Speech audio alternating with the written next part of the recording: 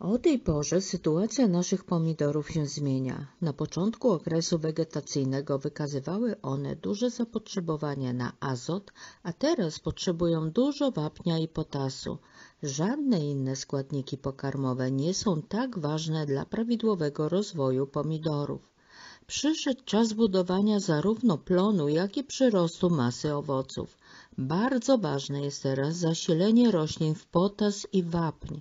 Wapń, dzięki któremu zapobiegniemy suchej zgniliźnie wierzchołkowej, i potasu, którego roślina w tym momencie potrzebuje najwięcej, ponieważ jest on odpowiedzialny za wybarwianie owoców. Jedna z poprzednich moich porad dotyczyła tego dość często spotykanego problemu, dlatego teraz chciałabym go Wam przypomnieć. Zapraszam do obejrzenia.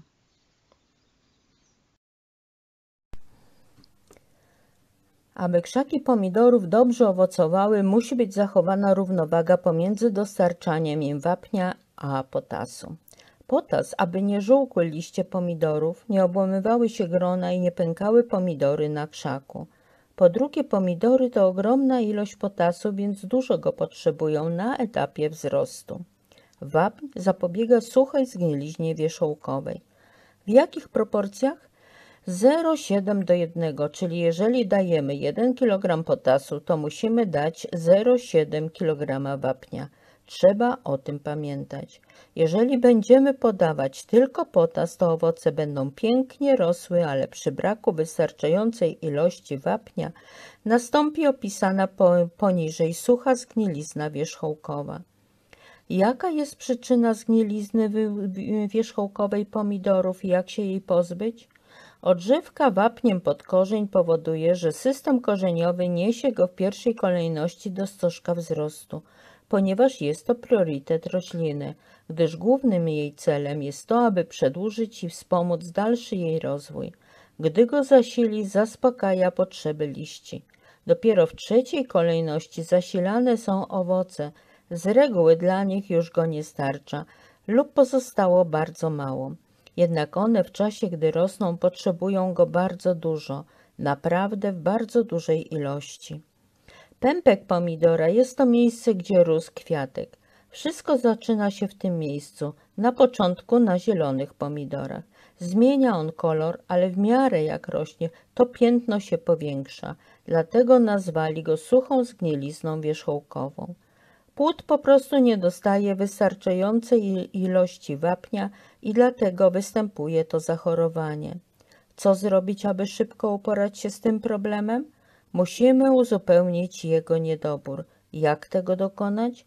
Wiele osób pyta, czy można opryskać liście. Oczywiście, że można, a nawet trzeba. Jest to jeden z wariantów. Zaczynamy opryskiwać liście. Musimy wziąć 10 do 15 gram saletry wapniowej na 10 litrów wody. Niektóre osoby, aby przyspieszyć cały ten proces, zwiększały tę dawkę. To błąd.